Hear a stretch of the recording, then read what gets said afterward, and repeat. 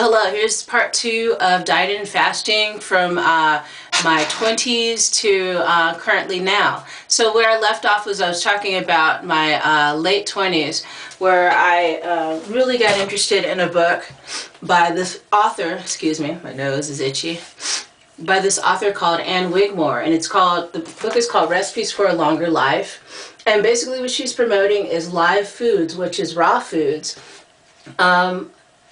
So yeah, it's a very, very comprehensive recipe book, but also it talks to you about how to ferment and how to ferment foods and how to sprout seeds.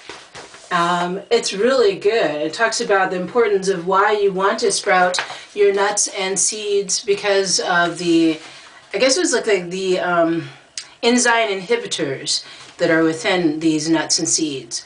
So yeah, it's got a lot of really great recipes in here. Some people might think it's time consuming because some of the recipes call for where you have to sprout your stuff first and then use these grains, but I've done some recipes in here and they're really good. This woman really worked hard to help people heal from a lot of illnesses, like cancer, arthritis, debilitating diseases are alleviated through just changing what you put into your body. So, Anne Wigmore, definitely, I like this book a lot. It has like recipes for soups in here, for something called a nut loaf, guacamole, of course. So anyway, yeah, it's like a healthier alternative, but it's not vegan or vegetarian, it's actually raw vegan.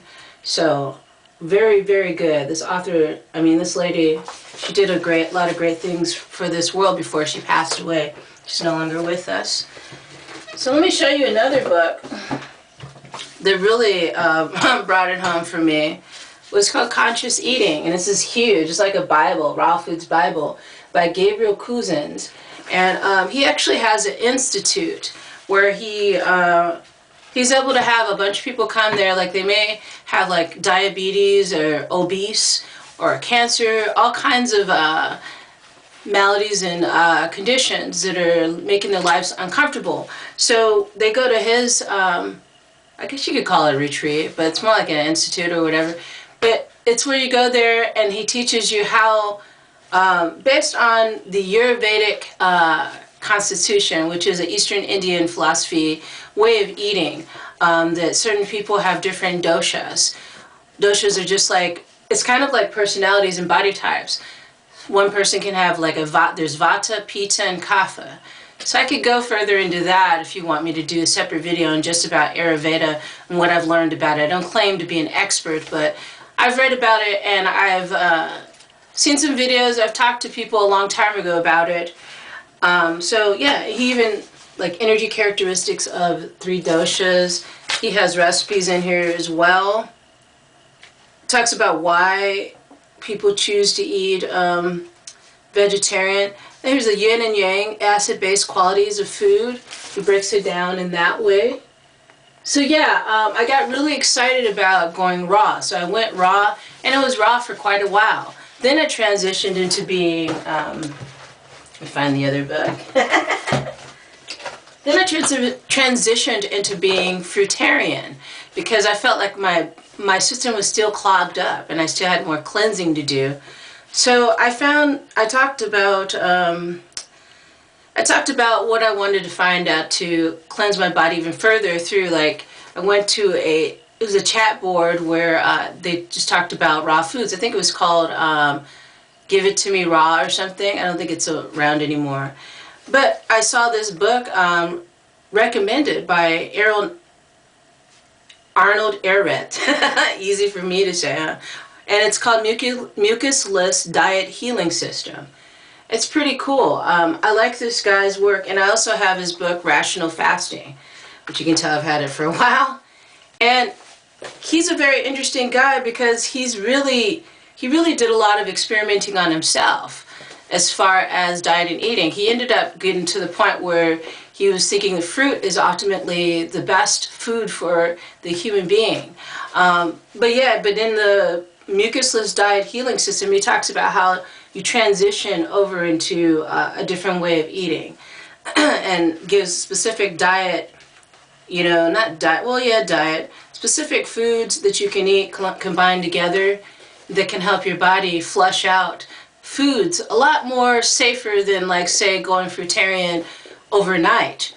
So very, very, very great author, very inspiring. He talked about fasting, and I have fasted for a few times, and I have found the experience of fasting very cleansing. Let me get back to talking about the raw foods. So once I was in, really getting into eating just raw, I felt my energy level go up, and I felt like a lot of the conditions I had just fade away because I was just so healthy, and I felt optimistic too. My state of mind felt a lot more clear, and I was able to think better. So yeah, with that in mind, I decided, let me take it to the next level. So the next level for me was I just spent, I think it was it 2 months or so, just eating apples only, apples alone. And I felt tremendously awesome. The only thing that I had a problem with only eating apples, all the time, was that people had more of a problem with it than I did. They saw that I was drastically losing weight really fast. They're like, oh my God, why are you losing so much weight? You're not healthy. And the people that were saying this to me were overweight or they were obese. So I was just kind of like, yeah, I had a hard time back then just relating to people because they didn't understand why I felt like this was working for me. And the only way that you can explain that to somebody, well, you can't really explain it to anybody unless they actually try it themselves. It's just like with anything in life, really. You have to try it out and see how it works for you. So it worked for me tremendously, but I ended up feeling like an outsider when I go to social events, or when I, go and see family members or whatever. I felt like, wow, I just got to conform. There's nothing but this here. So then I got a little savvy and started bringing my own things to parties and eating. Then I felt like I was just isolating myself, which I don't think, in hindsight, when I look back, I don't think that was true. What's true for you is not true for everybody. So what do I feel like is the optimum way of eating, diet for me? I'd have to say fruit.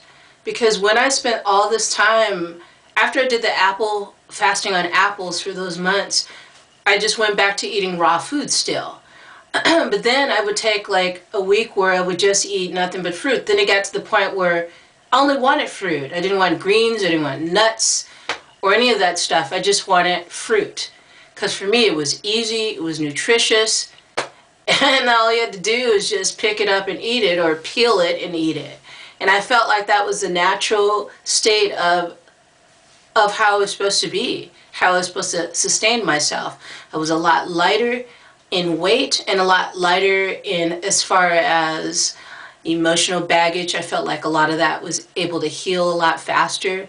So yeah, I had a tremendously awesome, excellent experience with being raw, with being vegan, with being fruitarian, with fasting. I fasted on nothing but just water. Just nothing but spring water for a while. And it wasn't like months and months or weeks and weeks. It was just like a few days. And I did notice the difference. That's the thing, I think, is that unlike a lot of people, you get to where you're putting so much in your body all through like these months. And then next thing you know, you're sick because you're clogged up. And you have all this crap inside of you that hasn't digested and hasn't cleared out of your system. So yeah, that's where I'm at right now. Right now I do eat fish, I do eat eggs, I do use milk to cook with every now and then, and I do use butter here and there. But what I'm doing is slowly weeding these things out to my body's comfort. And I think that's really important. Everybody will not eat the same. Everybody will not make those same choices, dietary choices. So you have to find out what's right for you, and that's where I'm at. I know optimally that I felt the best when I was fruitarian, but I'm not going to go fruitarian overnight. I'm going to take it slow. And yeah, I think that's the best approach to